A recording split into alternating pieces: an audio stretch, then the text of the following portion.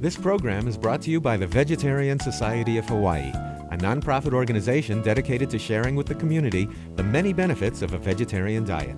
Free monthly meetings include vegetarian experts found locally and on the mainland, quick and easy cooking demonstrations, and healthful and delicious food samples.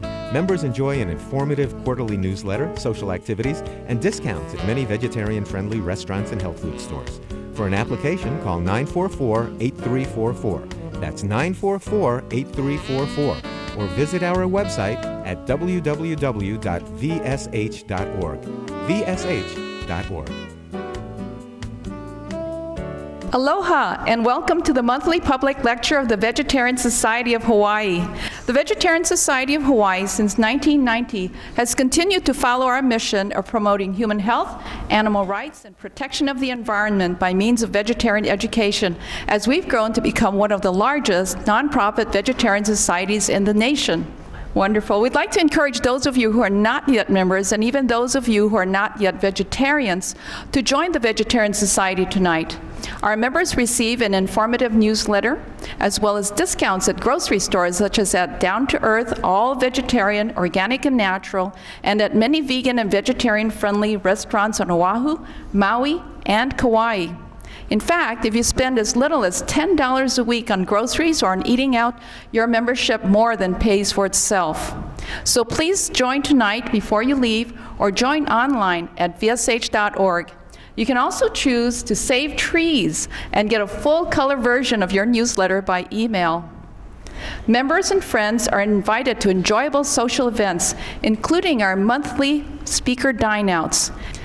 I'd now like to acknowledge our hard-working meeting volunteers. Cyrilak at the reception table, and we have Patrick and Angie there at the free literature table, and there's Alita Rutschik, our former president, standing there in the corner. UH Professor Emeritus Carl Seff, who's been hosting our speaker and has brought his beautiful lay for him tonight. I saw Denise at the literature table earlier. We've got Jim Thompson at the video camera tonight, and Angie and Carl will be working the kitchen again later. We're grateful to all of you who've been offering your volunteer services as well, including a special thanks to Matt Gisa for his hard work on revamping our Facebook page. I see that he immediately had Kathy Freston, the veganist herself, posting on our page. Very impressive, Matt. Thank you all very much for your monetary donations as well. Your donations are making a real difference in helping to make events like this possible and to promote a more healthful diet and compassionate lifestyle throughout Hawaii and the world. Please be sure to stay after tonight's talk to enjoy samples of tasty vegan foods donated by the generosity of Down to Earth.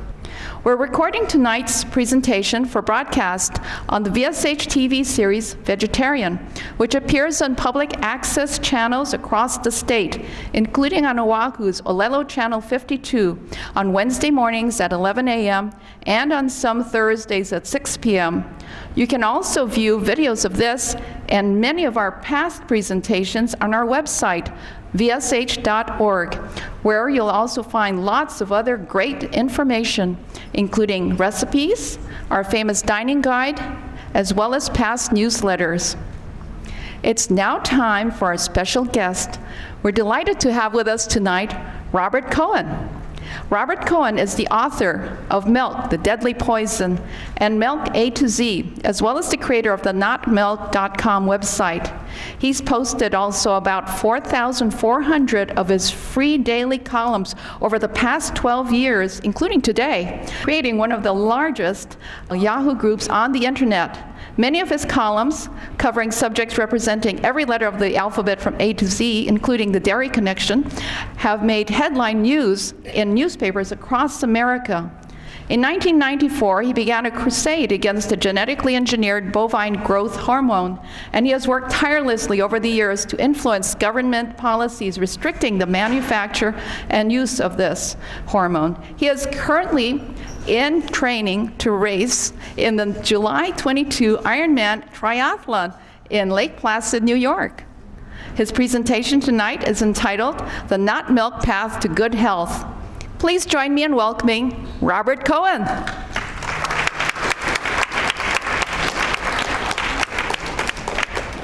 What a lovely, lovely introduction. Thank you.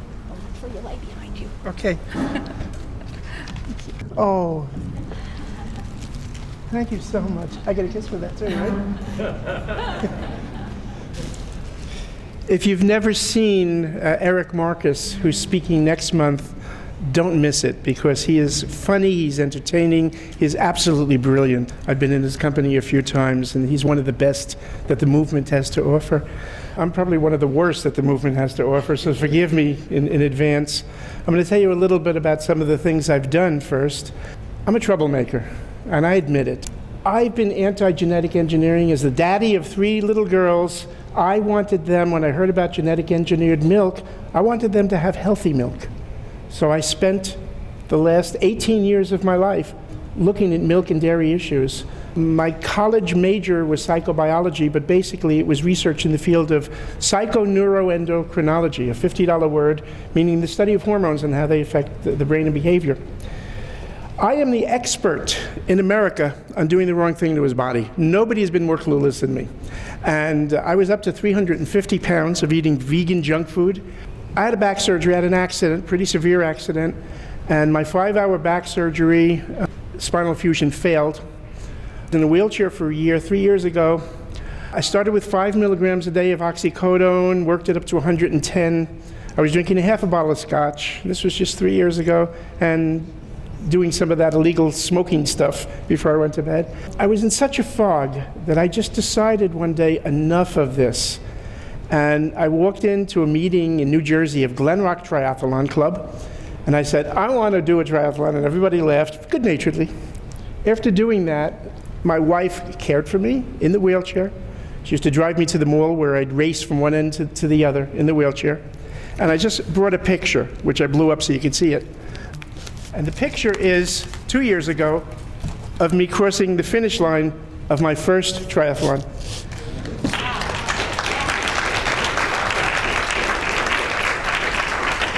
And that triathlon was in Sag Harbor, New York, in the Hamptons.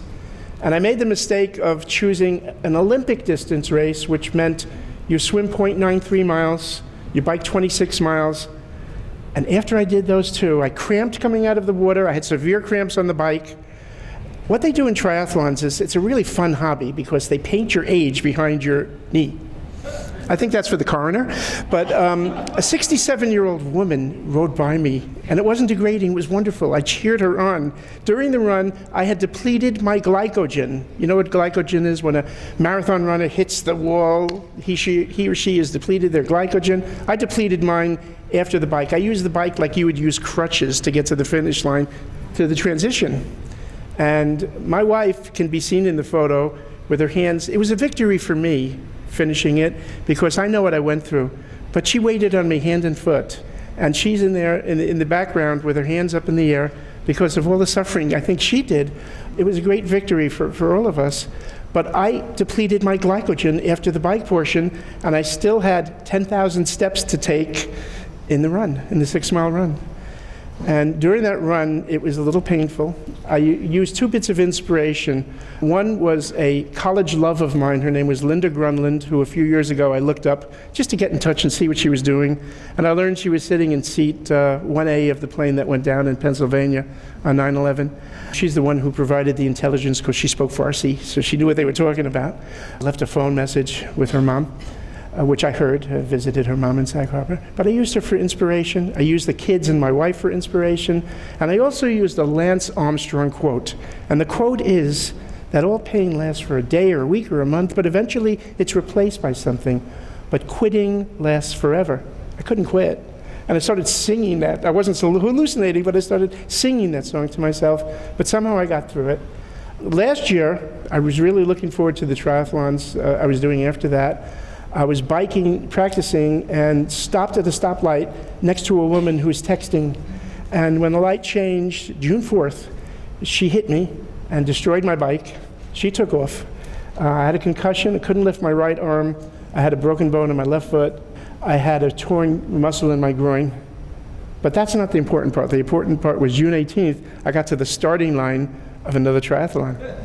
And I determined I could only swim, and I swam one-armed. That was just a half a mile. But the bike portion, I knew I couldn't do the bike, but I set my bike up anyway. The transition, which means when you get out of the water to go to your bike, it was about 3/8 of a mile. So it was a pretty hefty run, and I did it enthusiastically with a broken bone in my toe. But I biked half the bike portion before I finally collapsed in exhaustion. And I felt so good because victory is getting to the starting line. Those who get my free newsletter, and I have a handout there, and the newsletter link is on it. I write this column every day. It was mentioned that some of my columns have made front page news. I'll tell you about one of them in a second. But I wrote a column last week directing that every one of my readers should get a lot of sex. But I spelled sex differently than you'd imagine. I spelled it S-E-C-S. S is for sleep, E is for exercise, C is for clean food, and S is to study all the above. Because we really do need 8 hours of sleep. And I've made 2 discoveries in my life that I'm really proud of. One I'll talk about tonight. The other I'll just briefly mention. One is about breast cancer, about all cancers. I know the etiology of cancer. What percentage of adults over age 50 have thyroid cancer? Anybody have any idea? Throw out a number, please. What percentage of adults over age 50 have thyroid tumors? 7%. 20, I heard. Sounds like an auction. 30. 3%. 2%. The New York Times on November 8th, people criticize me sometimes because they say I don't cite references. I do. This is why the dairy industry won't debate with me anymore. They made the mistake. But November 8th, 1994, New York Times, page C1, on a Tuesday, Gina Collada wrote the study in the science section. They did autopsies on what they call premature deaths, on adults getting killed in car accidents. They did the histology. They checked microscope cells, and they find that cancer, thyroid, 100% over age 50. When I saw that number, I said, what? Nobody's going to believe me. That's why I've got to cite the proper reference. 100%. Same study found that women with breast cancer, although 1% are clinically diagnosed with breast cancer between age 40 and 50, 39.6% have it. In other words, medicine's job is to scare the hell out of women, okay, then they do the biopsies. There's a lot of cash flow for a woman who's diagnosed with breast cancer. It's the rule and not the exception. Cancer is the rule. Thousands of things cause cancer, and we're looking for the cause. It's the rule. It happens to everybody. One thing makes it grow, and we will talk about that in a moment. But one of these stories, the columns I wrote about, as the dad of 3 daughters, I don't like stories that I read about sexual predators taking advantage of children in school. And this happened. There was a children's soap opera that parents didn't really watch. The kids watched it and loved it, called Dawson's Creek. And in Dawson's Creek, there was one episode where one of the characters, Joshua Jackson, had an affair at age 16 with his high school English teacher. I was kind of outraged when the dairy industry put him in a rowboat in national magazines saying, older women appeal to me. And in order to attract older women, you've got to drink lots of milk so you have strong bones and get tall. I was so outraged that I went online to thevatican.com, and the Pope, I hope he got my email, but he never responded. But Archbishop John Cardinal O'Connor in New York City did respond. He was furious at the dairy industry for doing that, for promoting statutory rape. That's one of the things that changed. Bill Clinton helped, but that's one of the things that changed a young person's idea of sexuality and changed America. They even put out book covers, giving free book covers with Joshua Jackson, saying, you need the milk, especially if you want to attract an older woman. It appeared on the front page of the Chicago Tribune, San Francisco Chronicle, Detroit Free Press. I was very proud of that. And a lot of things that I've done in my NOTMILK column, that happens. A few years ago, I act sometimes as a conduit for whistleblowers in my daily NOTMILK column. And I'm right there at the leading edge of things. And a few years ago, somebody got in touch with me and said, we've made some mistakes at Monsanto. I think I'm living proof that the world is not filled with as many conspiracies as Hollywood portrays.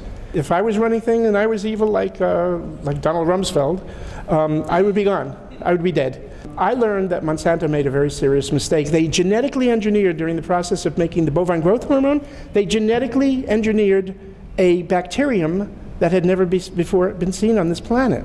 I filed a Freedom of Information Act request. By law, they have to answer you in 180 days. It took the FDA 2 years, and I really made a nuisance of myself. And finally, I found a very courageous woman at the Centers for Veterinary Medicine, Marsha Larkins, and she took it to the forefront. She got everyone involved. I got the response 2 years later and learned that Monsanto created a bacteria that was immune to antibiotics. Methicillin-resistant Staphylococcus aureus, or MRSA for short. I learned where it was made. CDC went over there and confirmed it was made in Europe. Monsanto poured in the sewers. It's astonishing that this reads like a Michael Crichton novel. It's science fiction, grade B novel. They poured the mistake in the sewers, and now it's the disease that kills people in hospitals, this MRSA.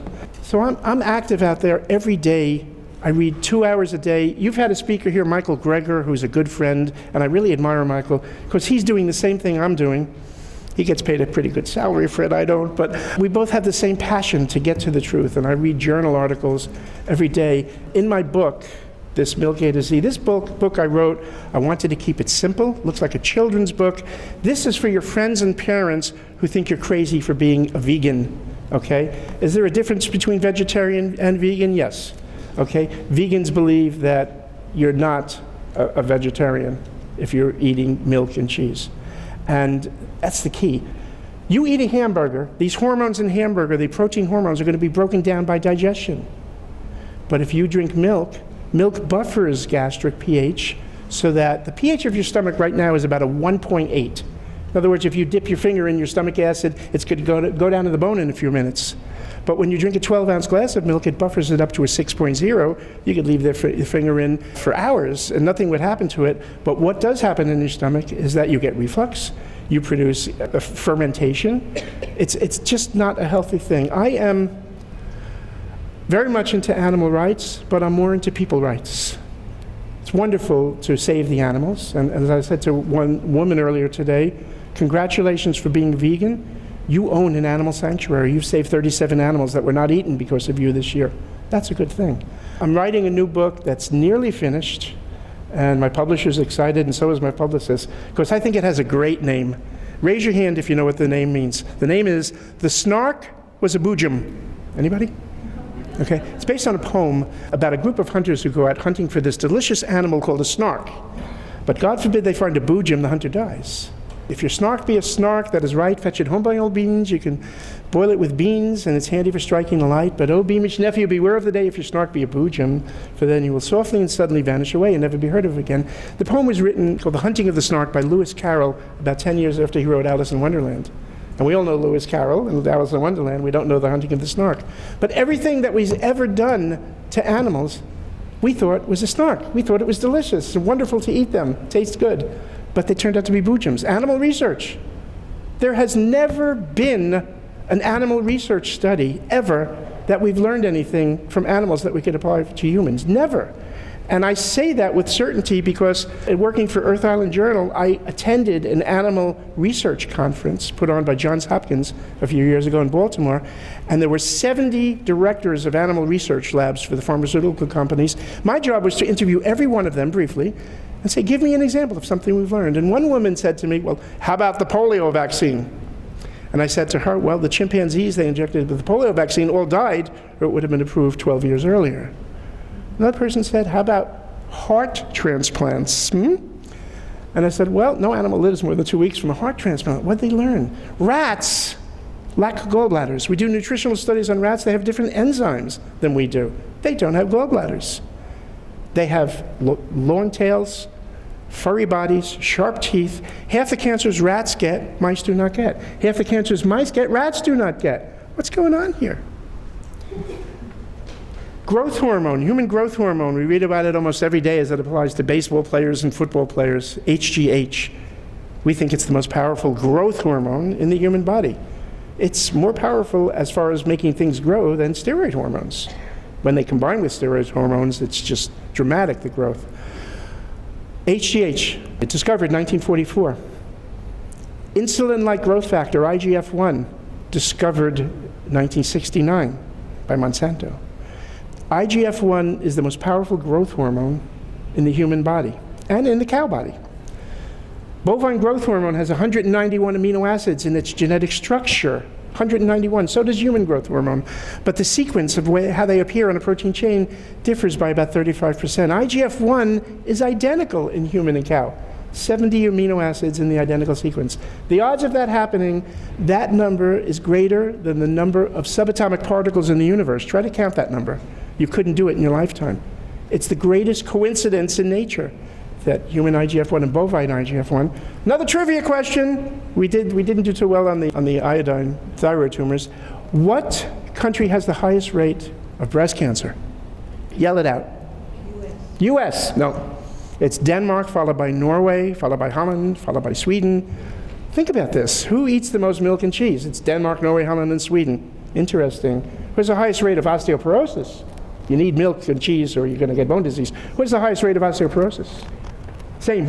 Denmark, Norway, Holland, Sweden. Heart disease, same. Asthma, same. Diabetes, same. Multiple sclerosis, same. Irritable bowel syndrome, ulcerative colitis, Crohn's disease. Okay. Got milk? Okay. We've got some interesting things that we have to look at.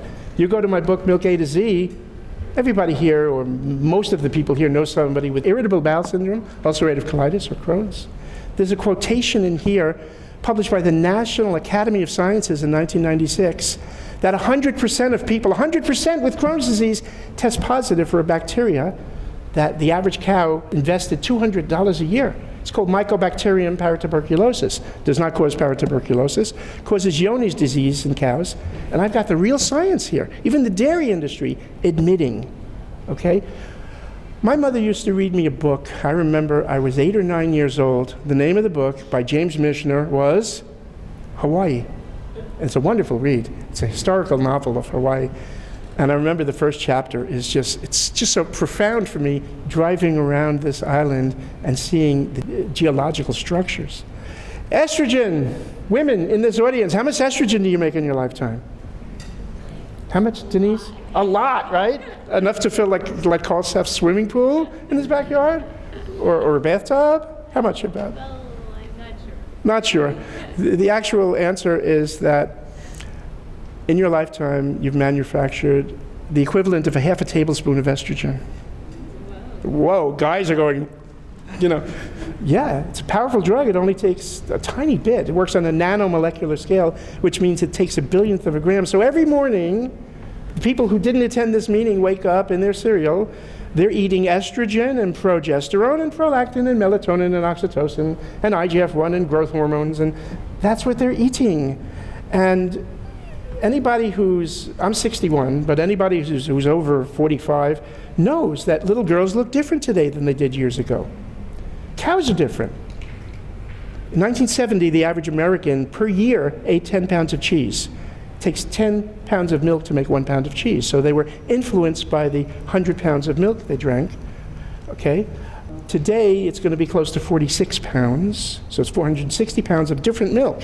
Milk that comes from hormone monsters. These Holstein cows have been bred to the point where they're just putting out hormones. And anybody who's ever had a child in this audience, if you've had a child, raise your hand. Okay. Anybody who's ever had a child knows before you give birth, you're giving milk in your 3rd trimester, 7th, 8th month. You're giving milk, and that milk has a different formula than the milk postpartum. It's a different formula. The milk before you give birth, the formula is there to make your mammary tissue grow. Look at little girls today, how much cheese they're eating. Even though liquid milk, every year that I've been doing what I do, has decreased. And I just want to read something that I put in this book because I just could not think. I took every letter of the alphabet, allergies, breast cancer, ends with zits, sebaceous glands are influenced by the IGF-1 hormone. But I couldn't think of anything for Q. So I put Q is for the Quixote syndrome because there I am tilting at windmills like Don Quixote, knocking down windmills. And the dairy magazine, which just about every dairy farmer gets, Ward's Dairyman, wrote an editorial about me a few years ago. And they wrote, if we required any reminder of the need to defend dairy products, we have received it in the person of Robert Cohen. Cohen has demonstrated an ability to take his allegations and spread them to the public through the internet and appearances on local radio and television programs. Greg Miller, the leader of the dairy industry, made the mistake once of debating me live on the Fox on Health show. And on that show, he took out photographs of his children. And they focused on him, and he said, my children drink milk because it's healthy and I want them to have strong bones. And I'm a doctor, and Robert Cohen is not. Okay, he planned this, he was good. And I said, well, in other words, milk works to give you things? How about the hormones? He said, no, they're destroyed in the stomach. And I said, well, instead of arguing, I looked in the camera and I said, well, that's really good news. In other words, the lactoferrins and immunoglobulins that a mother nursing her infant supposedly gives the young child don't work. That's going to be good news for nursing moms. Is that the dairy industry's position, Dr. Miller, that breastfeeding doesn't work? He said, oh no, it provides psychological and nurturing benefit. And he'll never debate me again, okay? There's so much out there. And just, even if you don't buy this book, just glance at it. Look at B is for breast cancer. Look at C is for Crohn's disease. Look at every one of these issues, because remember, 100% of people with Crohn's disease have this bacterium that cows pass on to us. And cows give us many gifts, from the salmonella and E. coli, and just 40 million Americans, 30 million of whom are women, have a lifetime of irritable bowel syndrome. By the way, if you have Crohn's disease or know somebody with it, you've got to get rid of the bacteria. Just like 2 Australians years ago found that ulcers were caused by H. pylori bacterium. Okay? Before that, we thought they were caused by stress. There's so much. In July of 1996, the Townsend Medical Letter, an article by Dr. Julie Clatter, listed 11 symptoms from milk consumption. And numbers 8, 9, and 10 were mood swings, depression, and irritability. Imagine taking 59 different bioactive hormones every day. They work. And nobody can define how they cumulatively work. I believe you've had a speaker here, T. Colin Campbell, who's a very dear friend. And he had a student at Cornell University, Antonia Dimas, who took an entire school of children who had committed violent crimes in Florida, juvenile delinquents, and was given permission to turn them into vegan for 6 months. And these are children with severe attention deficit disorder, and these are children with autism. Dramatic change in their learning curve and behavioral changes. It worked. You get the milk and cheese out of a child's diet, and we see a change in their learning curve. And there was a doctor who was a colleague at the University of Florida. If you're a football fan, you know their mascot is the Gator, and he invented this drink called Gatorade, and Robert Cade, his name was. And Robert Cade took many millions of his own dollars and did research, and has a number of publications in the journals of autism and schizophrenia on this product in milk, this naturally occurring protein in milk that comes from the best milk from the healthiest organic fed cows. It's called casomorphine. You don't want to take anything called morphine. It's an opiate, and there is a slight addiction to it. And again, get it out of a child's diet. The child will scream for 3 or 4 days. If she's 2 years old, like somebody I spoke with earlier today, take away the keys from the car. Don't let her go to the store and buy it, okay? Actually, you are the enabler, okay? When you know these things and learn their effects on people, allergies, breast cancer, Crohn's disease, doesn't happen to everybody. 80% of milk protein is the glue used to hold together wooden furniture. It's the glue used to hold a label to a bottle of beer. You don't want that histamine reaction. We know what antihistamines are. You have asthma, you want an asthma attack? Have the pizza and the ice cream for dessert. See what happens tomorrow. If you're still eating milk and dairy, here's the challenge. Here's the cure for you. Here's how easy it is. Don't eat anything that comes out of a cow's udder for 7 days. Now, if you're a vegetarian, that's going to be difficult. If you're eating the standard American diet, it's going to be a challenge. You're allowed to eat the udder. Don't eat what comes out of it, okay? 7 days. On day 8, go out for pizza, have the ice cream, see how you feel on day 9. Because during those first 7 days, you're going to feel different, very different. What's going to happen is something that the founder of the Seventh-day Adventists knew, that people who eat these things have congestion. They can't think, they can't feel, they can't act, they can't react, they can't worship. Okay, and that was Ellen White who founded a religion based on vegetarianism. How wonderful. And one of her closest allies was a man who at a camp meeting bought 4,000 pounds of cheese somebody was selling and threw it away rather than get it to the people. His name was Kellogg. He started a cereal company. SDA have brought us many wonderful wheat, gluten, and many alternatives. I've changed my diet dramatically. I no longer eat the junk food. I've lost 130. I got 50 to go before Lake Placid. Lake Placid is tougher than Kona because it's in the mountains like this. It's like climbing the Alps. I started this campaign of mine because Robert Cohen of Monsanto, the lead researcher on the genetically engineered bovine growth hormone, challenged me. I love a good game. He threw the gauntlet at my feet. He said when I spoke to him, the Chicago school system just approved this hormone for their kids, for 400,000 kids. So it's got to be okay. I said, would you mind sending me the same studies that you sent them? And of course, I used to eat those studies up. School PTA boards didn't. And I saw lots of problems with the first time ever in the history of the Food and Drug Administration, they published a study in Science magazine. Science magazine was started by Thomas Edison so that researchers could share their research. Judy Juskovich and Greg Geyer wrote the study, and I saw so many problems with it. And that's where I learned the first clue that this hormone was identical. We get our energy from the food we eat. We get our energy from fruit, from fructose in fruit and starch. That's why banana is a perfect food. But we also get our energy from these little alien creatures that live in our bodies called mitochondria. We all remember mitochondria from high school biology. They descend from the mother's womb. They occupy our bodies. They manufacture a substance called adenosine triphosphate, or ATP. And that fuels slow twitch and fast twitch muscle fibers. A few summers ago, I spent some time with a doctor, William Castelli. William Castelli is the lead researcher in the Framingham Heart Study, which is the largest heart study in world history. And when I was with him, I said, Dr. Castelli, with all due respect, what do you think is the key to heart disease today? And he said, homocysteine. People with the highest levels of homocysteine have the most strokes and the most heart events, heart attacks.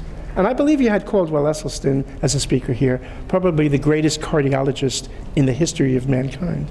Caldwell Esselstyn wrote a book called How to Cure and Reverse Heart Disease, where over the course of his years, he had 30 subjects in his study, all given less than a month to live, and all who have stayed with the program are still alive. He made them heart attack proof. But Dr. Castelli said to me, homocysteine. I said, where do we get homocysteine from? He said, it's manufactured in your liver. I said, how is it manufactured in the liver?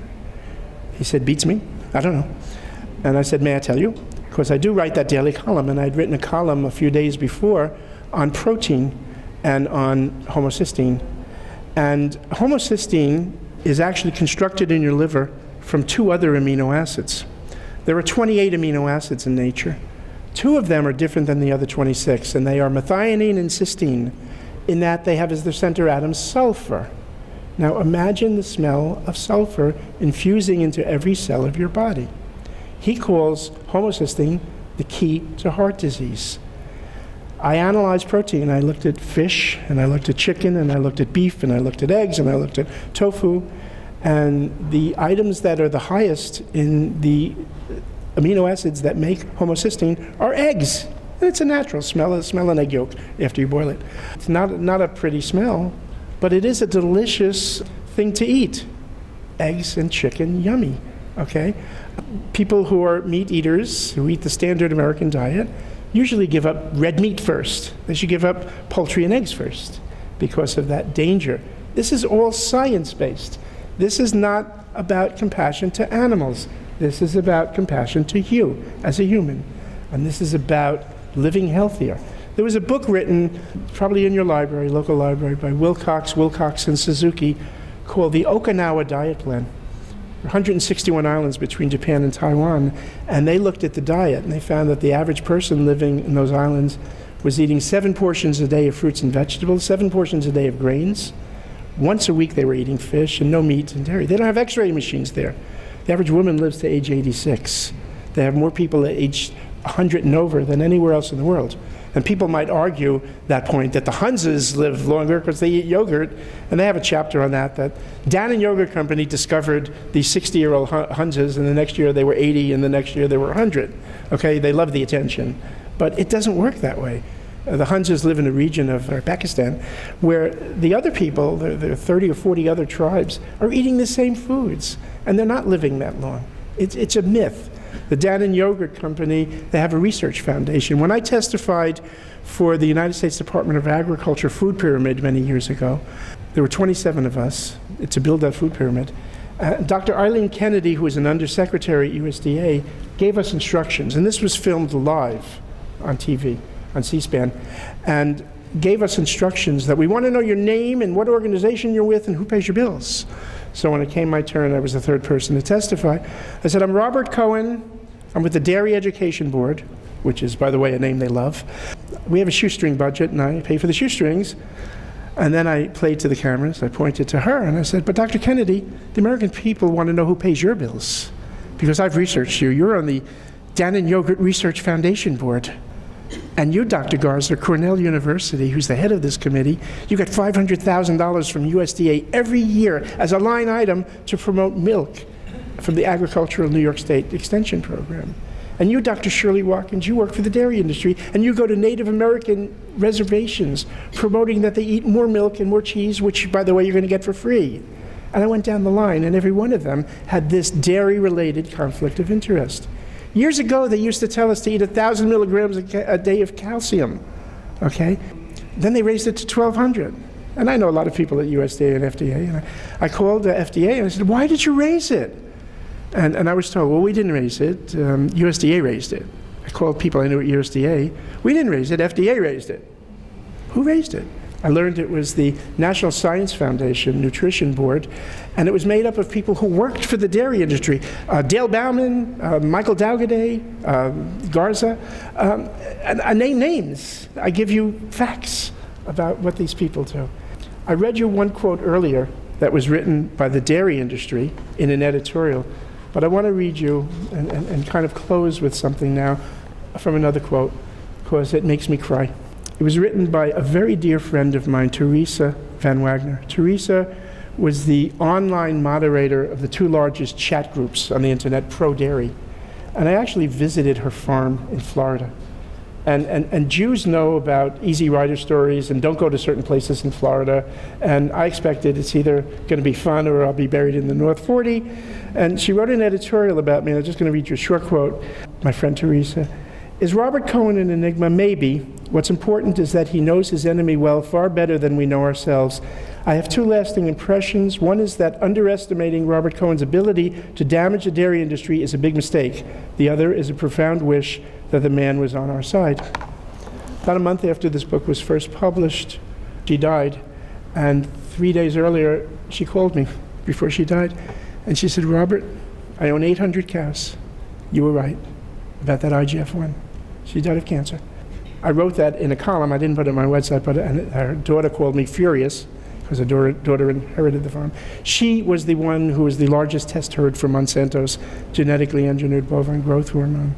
And I did so much research on that every single day. There was a Monsanto scientist, Bernard Violand, who published in a journal article, the Journal of Protein Science in Great Britain, which was subscribed by a few hundred people, just to get published. He admitted that Monsanto, in his words, created a freak amino acid. Every time they transcribed the amino acid lysine, it became epsilon N-acetyllysine, which he called a freak. And in Monsanto's own words, and when this was approved, the day this was approved, the Surgeon General, C. Everett Koop, who had just retired, came out in defense of Monsanto, said there are a few fanatics who are saying that it's different. It's no different. It's exactly the same. And I proved it wasn't exactly the same. And when you look at the foods we eat, I want all of you to eat rainbows every day. How many colors are there in a rainbow? There's violet, okay? The diethylthioneins in violets, or in violet fruits and vegetables, in plums and eggplants, and the phenols and the sterols are just magic. And there's indigo and blue and green and yellow, orange, red, and green is the best. The diethylcyanates from cruciferous vegetables. Every fruit or vegetable has one or two. A researcher by the name of Steinmetz in the 80s at the University of Minnesota cataloged. Soy has 11 of the 12, from plant sterols to protease inhibitors. Many people say soy is a phytoestrogen. It's not an estrogen. Phytoestrogen, don't eat it, it's dangerous. The average American eats triple the amount of phytoestrogens in broccoli every day as in soy. So that soy controversy is just nonsense. Phytates, oh my goodness, it has phytates. Well, the average American is eating twice the amount of phytates in corn or Wheaties every day, the breakfast of champions. Thank you all for coming. I'm going to take questions now, if anybody has. And by the way, okay, I really welcome the tougher, the better. I love to be challenged, so be tough. Yes. What percentage, the question is, do I recommend of raw versus cooked? I've been walking a path, and I used to eat the worst kind of vegan foods, chips and salsa. And then I started eating mostly cooked, and now it's almost all raw. It's like, I'm here today, I'm going to go to a few restaurants, I'll probably eat some cooked food, but basically my diet is bananas. My greatest accomplishment is getting doctors to come out of the closet, because 18 years ago they wouldn't tell a patient, don't drink milk. Now they're courageous enough to see the truth. And they look, they get the journals, they study, they see the issues. But the next generation, see this generation, when somebody has a stroke or a devastating heart attack, they become a vegan. That's what the doctor does. Next generation, they'll be a vegan before they have the stroke. Okay, I'm sorry I took so long to answer your question, but I like cooked food occasionally. I say once a month at home, I will eat maybe a cup of rice and some beans out of a can. The beans I do eat are raw beans I get edamame, the raw soybeans, which I'm very fond of. On Japanese menus in restaurants in the New York area, the most expensive appetizer. You can find them in the frozen food section. They make a nice bean salad. I can give you any issue. Again, phytoestrogens, soy is not an estrogen. Estrogen is a mammalian hormone, okay? If you get really depressed and go into your garage and turn on the car and close the garage door, the carbon monoxide will overtake your body. I say that because your hemoglobin, the protein in your blood to which oxygen attaches to, is interrupted, okay? The oxygen doesn't attach as readily as carbon monoxide. So the carbon monoxide will kill you because it replaces the oxygen. Well, your beta receptors in your cell work the same way with estrogen, in that soy proteins contain a substance called genistein. They also contain protease inhibitors. Soy, nobody's used this phrase before, but soy is an endocrine disruptor in that it interrupts the mechanism by which estrogen attaches. And estrogen certainly defines your essence as a woman in your youth, but as you get older, it becomes your worst nightmare. And to disrupt the mechanism of estrogen is a good thing, not a bad thing. And the soy protein attaches to it. And we find the real scientific studies show that women in Asian nations who are eating more soy have easier menopausal symptoms, have less rates of breast cancer and heart disease and bone disease. Soy milk, unless you're making your own or getting it from an Asian market where it's freshly made, there's a substance that they add to soy milk to thicken it, and especially silk is one of them, called carrageenan. Carrageenan is a red algae. Dr. Joanna Backman at the University of Iowa Medical School has spent a lifetime doing research on carrageenan, how it interrupts the mechanisms by which breast tissue will fight interrupt the action of the breast cancer. So you can look her up, or you can go to my website, NOTMILK.com. I'll have a column there on carrageenan. Right in the left column from A to Z, I have a few hundred subjects. My 4,000 columns, I could send you a link to them, they're archived. I probably find in those columns over 5,000 references from peer-reviewed scientific journals. And they all converge upon just one thing: milk does not do your body any good. And you'll find a quotation in here. July 30th, 1992, New England Journal of Medicine published a study that showed that bovine serum albumin is a trigger for insulin-dependent diabetes mellitus. 4 months later, Scientific American, go to the library, look it up. October issue, did an editorial. They concluded milk, it does the body good. Sounds a little hollow these days. You know, it's all there. All the science is there. Anybody else?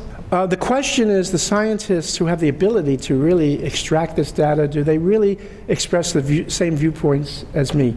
The answer is more and more are beginning to do so. But when I look at somebody like Robert Haney, who works for the dairy industry and gets $5 million a year to do research from them, it's very difficult for him to come to the same opinion. They're compromised by $500 million a year in research dollars. But Robert Haney published a study a few years ago on that hormone I mentioned, IGF-1. He took a group of women who didn't drink milk and a group of women who did, and found there was a 10% increase in their blood in that hormone that's been identified as the key factor in the growth of every breast cancer. So he told the truth, not realizing that that was going to come back and haunt him. The truth gets out, but part of the work I do, the columns I write, ridicules some of these phony dairy studies. I mean, imagine them concluding that milk helps you lose weight. I'm a nasty guy sometimes, and I publish photos of the dairy princesses. And if you read my regular column, OMG, okay? These are young girls who resemble their cows, and it's a shame because young girls are not supposed to look that way. But you review my columns or just send a note to me. I have my email address there. I'll send you the columns, and you'll laugh. It's funny, but it's not funny. It's tragic. Okay, but the more they see the truth, there's no way that they cannot listen and read the truth. But when you compromise yourself, it's a lot of money out there. Was Richard Nixon a crook? What's the most famous thing he said in the White House? I am not a crook, right? Was he a crook? Yes? Yes? People say yes, but they don't know why. They don't have evidence he was a crook. I do. I filed a Freedom of Information Act request for March 23rd, 1971 in the White House. And I found 3 members of the dairy industry, each carrying a duffel bag, each one filled with $1 million cash. He got $3 million cash. A week earlier, Clifford Hardin, the Secretary of Agriculture, said there'd be no increase in the price of milk that year because they had an enormous surplus. The next day, he raised the price of milk 17 cents per 100 pounds, which was a $300 million increase. A year later, they still didn't know Watergate tapes existed. A UPI reporter asked him the question, Mr. President, how about the milk fund? And Nixon said, well, the Democrats are trying to raise the price of milk, but Republicans are trying to keep it stable, thinking that the tape would never be released. And the tape was released. John Connolly walks in and says, these men are militant, these men are adamant, they're going to place a lot of money into political activities. And they did. They bribed him. And he's not the only one. Bill Clinton, when I was in federal court trying to get a study released, Bill Clinton passed a law that Monsanto lobbied him on. He even praised them in the State of the Union address. And the law was that if I released the study that I actually had at the time, I would go to jail for 15 years. I would get a $10 million fine. I went to the New York Times. I offered it to Marion Burroughs. And then I went to the chief attorney, a guy by the name of Kenney Ruggieri, who I went to high school with. He was my best friend in high school. He's now the chief counsel of the New York Times. I said, Kenny, this is more important than the Pentagon Papers. He said, Robert, I've got children now. And I told him to, you're filming this, right? I told him to go have carnal relations with himself, and I haven't spoken with him since, because this was too important not to print. And I would take my risk with the New York Times. 2020 filmed me on a genetic engineering panel when I was a member of Codex. I wouldn't give it to them because they wouldn't protect me. I knew they wouldn't. New York Times would, but they wouldn't go it. I learned later that Monsanto threatened them. So a lot of stuff happens, but a lot of politics. But ultimately, a scientist sees the truth. He or she has to go with it. Anyway, anybody else? The question is, lactic acid appears everywhere. Lactic acid is not lactate. There's no relationship between lactic acid to dairy.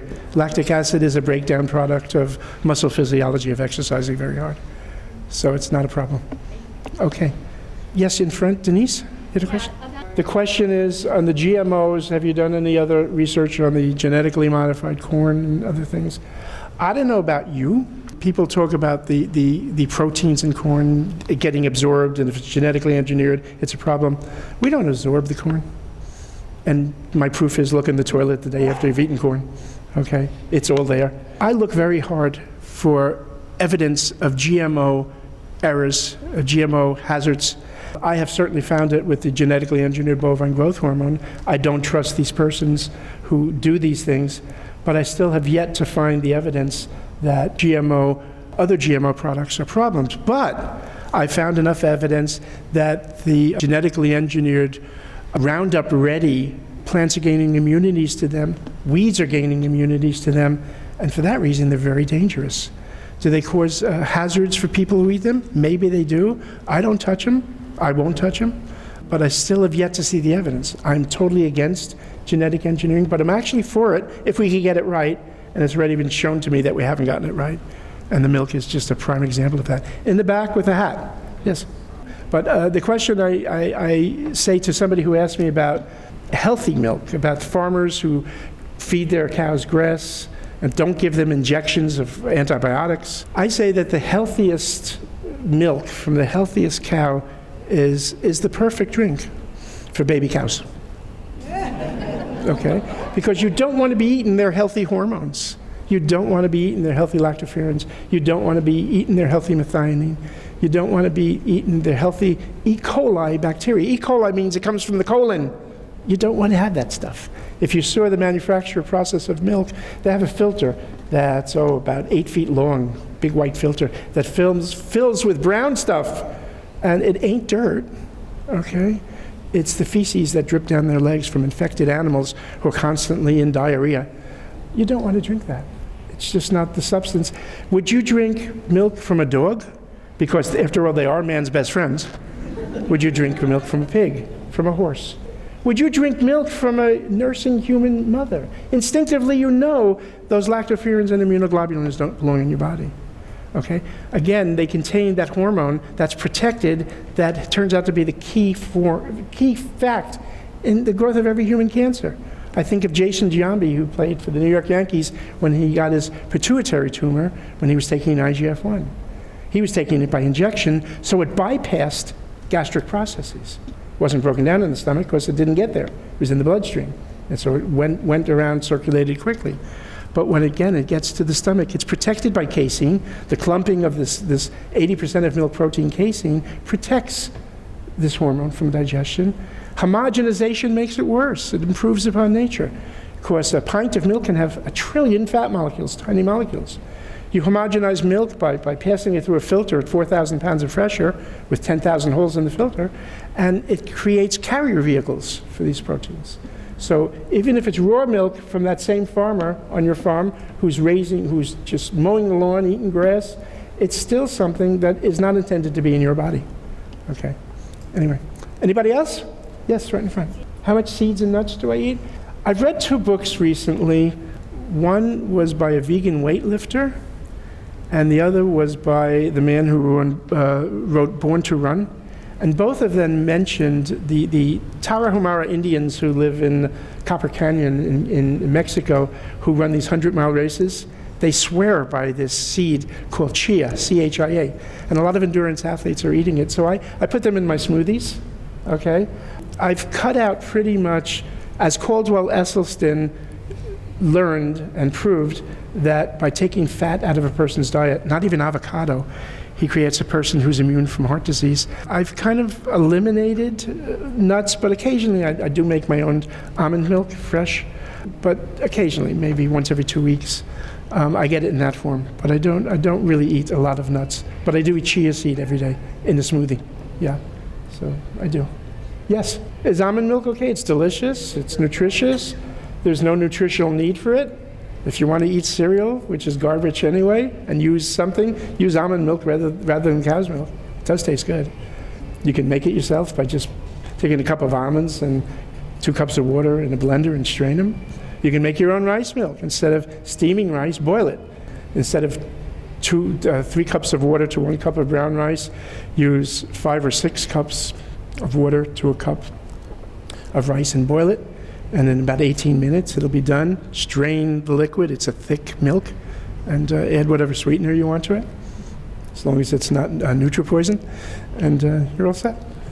So what milk would you recommend? I'd recommend no milk. I recommend notmilk.com. Not milk. There's no nutritional need for any milk or any milk substitutes. If you want to drink it because it tastes good, okay. I'm certainly not cow's milk. You don't want to eat anything daily that contains all those powerful hormones. Yes, in the back. The women in Asia who eat less soy have less cancer and heart disease, yes. And you'll learn this and see all the data from this book, The Okinawa Diet Plan. Magnificent chapter on calcium. Her comment is that soy products are very much GMO, and that's true, but most of it is actually grown for animal feed.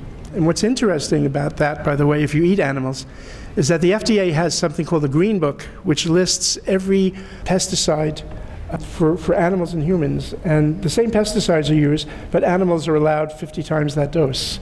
I've seen no evidence on the soy, on the GMO soy, and I've looked really hard. I haven't seen the evidence. When I get edamame, I make sure they're organic soybeans, and it'll say it right on the bag that you buy from the frozen foods. My critics sometimes say that I don't cite the studies, and yet I did a show for CBS a few weeks ago that went national on antibiotics. And the producer of the show asked me, whoops, I'm losing this, asked me that question, you don't cite studies. And I said, well, January 18th issue of Pathologie Biologie, a French journal, talked about an antibiotic called LS50, which stands for lincomycin spectinomycin, how it's become the most commonly found drug residue at slaughterhouses in cows, and it's illegal to give to cows. That's what I said. And then I said in the February 19th issue of another journal called Pathological Chemotherapy, found that one of these two things in LS50, spectinomycin, no longer works, and it's used by humans who get gonorrhea. It's no longer working because we've developed an immunity, because we're consuming so much. 40% of what we eat is dairy. The USDA publishes a book called Food Consumption, and for the last 20 years, since I've been doing my research, Judy Putnam and Jane Olshouse have been writing this book and compiling the data, and they found that and they do about 5,000 different foods what the average American eats, and they found the average American eats every single day 5 ounces, about the size of your palm, 5 ounces of meat, fish, poultry, okay, 5 ounces a day, and 29.2 ounces a day of dairy. And if you multiply 29.2 ounces of dairy times 365 days and divide by 16 ounces to the pound, you'll find the average American eats 666 pounds a year of dairy. I love that number, 666. That really works for me. But that's what we eat. That's the major component of our diet. It's just something that just doesn't belong there. But you know what? You can read the dairy's propaganda, and you can read my research, and you can be confused and try to make up your mind. But do the 7-day study, okay? If you're married for 25 years, all of a sudden your sex life's going to go through the ceiling, okay? Because you have that mucus and congestion. 7 days, day 8, okay? Have the pizza and ice cream. I say pizza like a New Yorker with an R at the end. Eat the pizza and ice cream, and on day 9, see how you feel. Because during the 7 days, that congestion is going to leave. The congestion you don't even realize is there. And the mood swings and the depression and the irritability, all going to leave, and everything, and your bowel movements are going to get better. Everything is going to change in your life. Just do the experiment, and you decide, and then make the decision. Is that the way I want to live my life? Because I'll tell you something. After 7 days of doing that little experiment, you're going to come back to the offices of this club and go, what's next? Okay, always start with the milk and dairy. Thank you all very much. I'm going to be by the back signing my book and answering more questions. Thank you. Thank you very much, Robert Cohen, for your fascinating insights on the problems with dairy and for your passion and your commitment to the work that you've been doing. It's been a great evening. Mahalo to all of you for coming, and have a safe return home. Good night, everyone. This program is brought to you by the Vegetarian Society of Hawaii, a nonprofit organization dedicated to sharing with the community the many benefits of a vegetarian diet. Free monthly meetings include vegetarian experts found locally and on the mainland, quick and easy cooking demonstrations, and healthful and delicious food samples.